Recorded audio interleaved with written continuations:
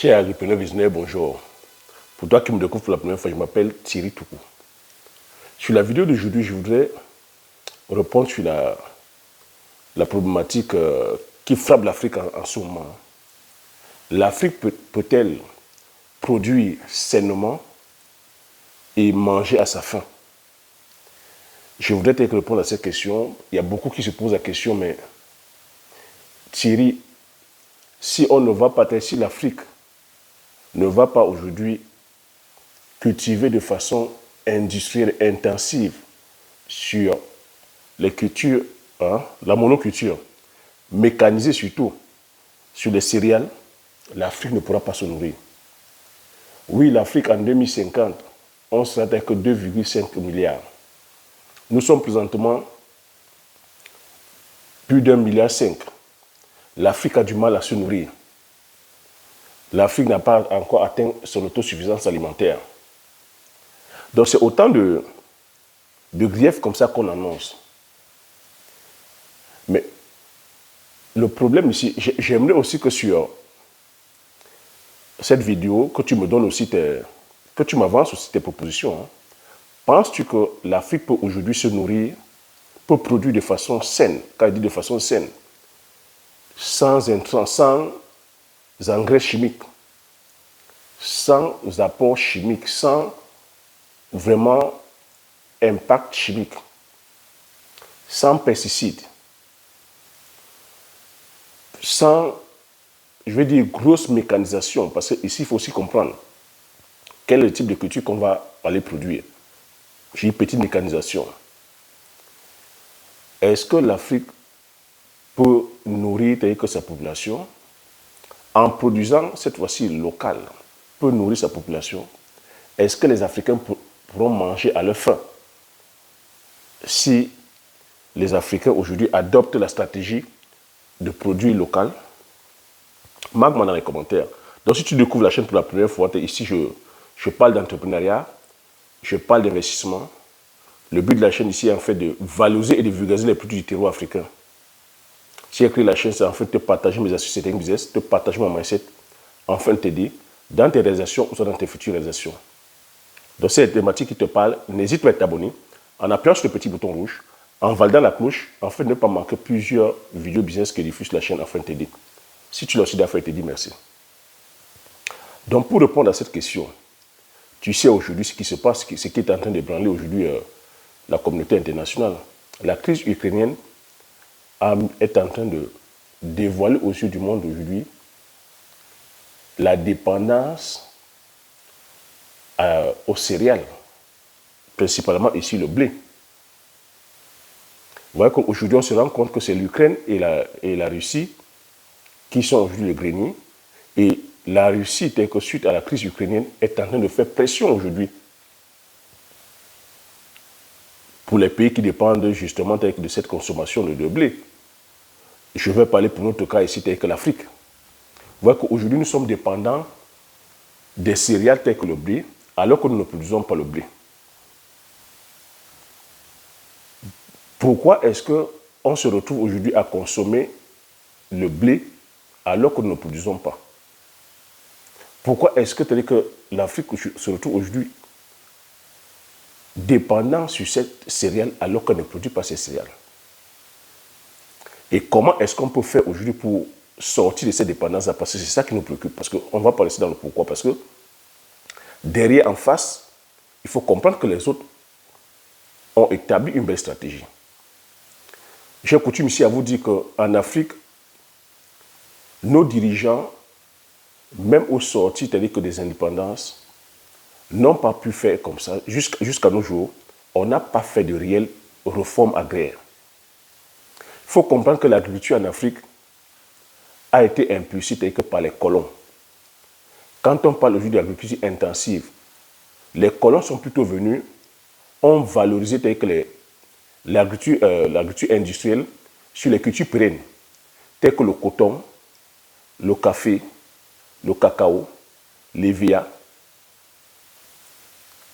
Et même quand vous voyez les pays comme le Sénégal, l'arachide, et vous voyez que certains pays chez nous en Afrique sont pionniers sur ces cultures-là parce que c'est les colons qui les ont impulsés. Les colons ont valorisé avec les cultures pérennes parce que derrière, ils exploitaient, ils allaient transformer. Je parlerai aussi même de nos ressources minières. En valorisant les produits, les cultures pérennes, ils ont dévalorisé, c'est-à-dire que nos cultures vivrières.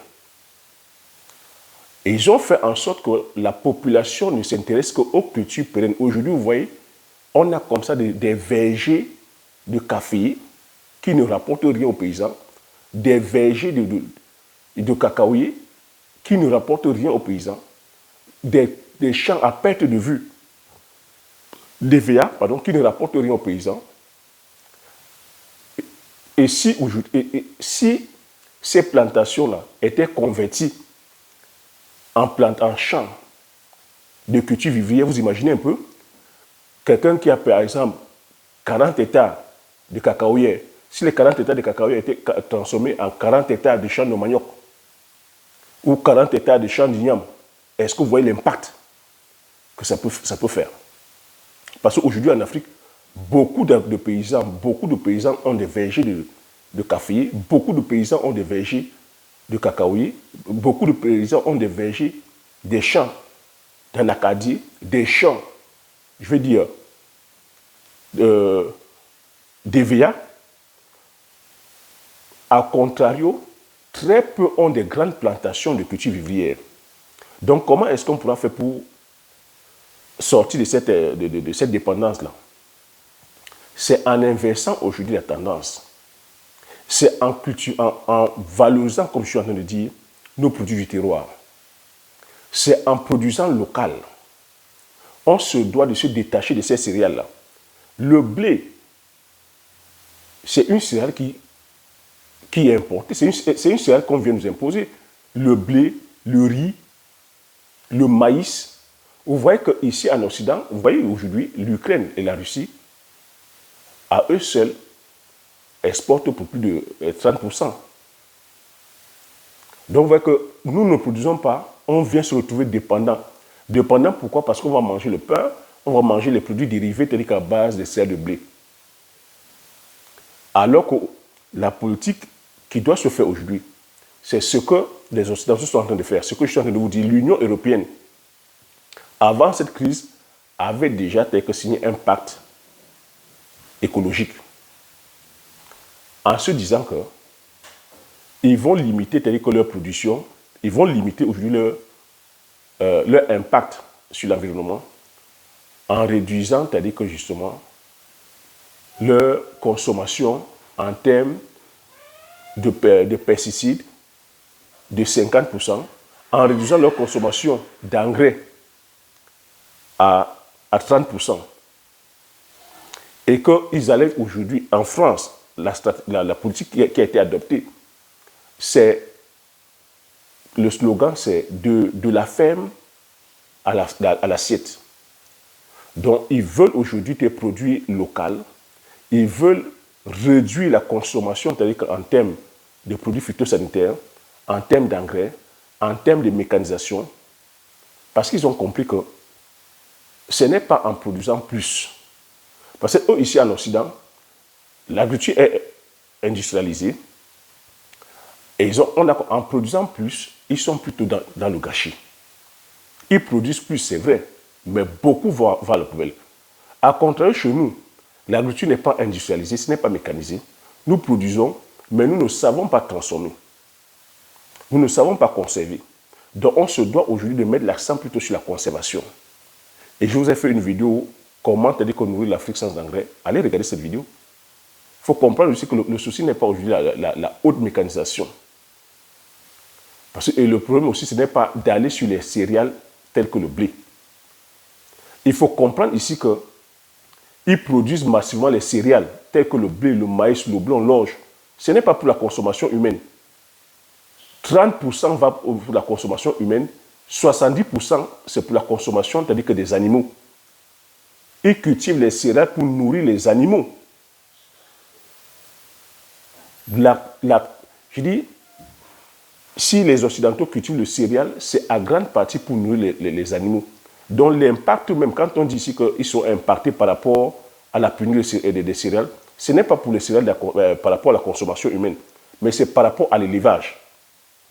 Donc s'il y a une crise ici en Occident, s'il y a une crise en France où je suis, pour les céréales, ce serait une crise au niveau des éleveurs. Au niveau des éleveurs, parce que la plupart des céréales cultivées, c'est pour nourrir les animaux, pour nourrir les bêtes.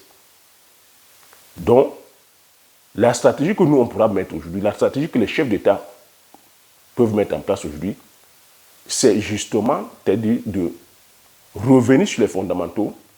On se doit aujourd'hui de produire ce que nous consommons, de valoriser, c'est-à-dire que les cultures qui se développent présentement, c'est-à-dire que sur nos sols, le macabo, le manioc, la patate, la pomme de terre, le plantain, les bananes plantains, nos céréales, le mil, le sorgho, le founou, le niébé, c'est de valoriser aujourd'hui nos cultures vivrières, de les produire massivement. Et l'avantage que nous avons, c'est que nos cultures vivrières, à l'hectare, produisent massivement. Le manioc, c'est minimum 30 tonnes. L'igname, c'est 70 tonnes. Les pommes de terre, ça aussi. Les céréales telles que le niébé et le mil s'adaptent très bien à notre terroir. Nos paysans ont l'expertise, la technicité. C'est une culture aussi qui est très peu gourmande en eau et très peu gourmande aussi en intrants, en fertilisants. Donc on a l'expertise là-dessus. Pareil pour le sorgho. Donc c'est vers là que nous devons aller. Si nous voulons nourrir notre population, on se doit aujourd'hui de produire local, de valoriser nos produits. Quand je dis valoriser ici, c'est de passer à la phase de transformation. Donc nos dirigeants devaient aussi aujourd'hui accompagner cette initiative afin que, vous voyez, qu'on puisse, comme ça, que le secteur agricole puisse bénéficier de toutes ces chaînes de valeur.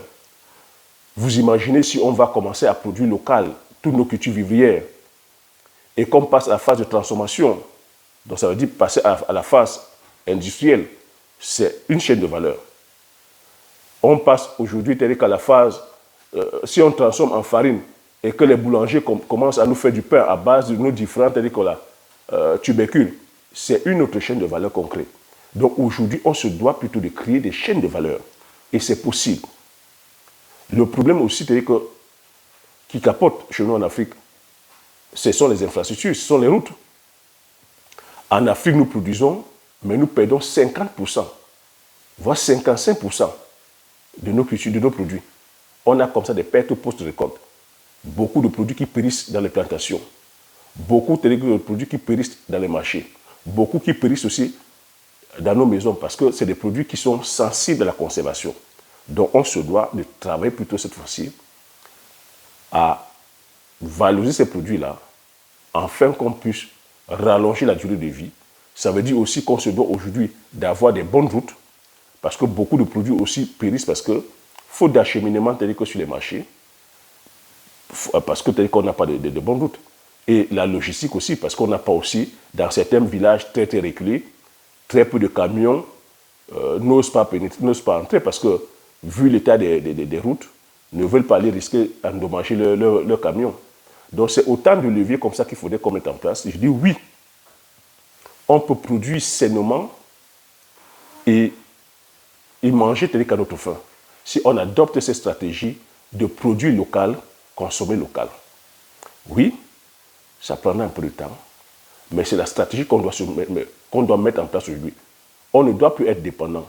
Vous avez compris aujourd'hui que lorsqu'on est dépendant, il y aura tous les chantages. Parce qu'aujourd'hui, l'agriculture industrielle intensive sur les monocultures et mécanisée, elle est tributaire des énergies fossiles. Et aujourd'hui, la guerre, c'est la guerre des énergies. Et il faut comprendre qu'à chaque fois, il y aura des crises. À chaque fois, il y aura des crises, on sera toujours face à ces problèmes-là. Donc aujourd'hui, c'est à nous de prendre conscience des enjeux et aujourd'hui penser notre modèle et éviter d'être dépendant. Parce que le capitalisme veut qu'on soit interdépendant, mais vous voyez qu'à chaque fois qu'il y a une crise, il y a des produits aussi, il y a des pays qui produisent aussi du blé. Hein. Un pays comme l'Inde produit du blé, à outrance, la Chine produit. Mais qu'est-ce qu'ils ont fait? Ils sont restés tels que sur leur stock, en disant que non, ils vont préférer plutôt d'abord servir le besoin interne. Et en faisant cette stratégie, ils font quoi? Ils paralysent maintenant le reste du monde. Et ça, il n'y a pas de scrupule. Hein. Ils vont d'abord penser à leurs besoins personnels. Donc c'est pour ça que les Africains aussi, nous en Afrique aussi, on se doit de penser d'abord notre modèle, d'être autonome, de ne pas dépendre des cultures que nous ne produisons pas chez nous. Voilà ce que j'avais à partager cette vidéo. Et j'espère que tu as appris quelque chose. Dis-moi aussi dans les commentaires ce que tu penses. Et même voilà, donne aussi tes pistes. Est-ce que tu penses qu'on peut se nourrir sainement et manger à notre faim en Afrique? Laisse-moi dans les commentaires. Partage massivement la vidéo autour de toi. Abonne-toi si tu n'es pas encore abonné. Comme j'ai coutume à dire, l'information c'est la connaissance c'est la richesse. Une fois que tu as ces informations, tu appliques tes stratégies et tu passes l'action massivement afin d'impacter ta vie et impacter la vie de ceux qui t'entourent. Sur ce, je te dis merci. Aux prochaines vidéos.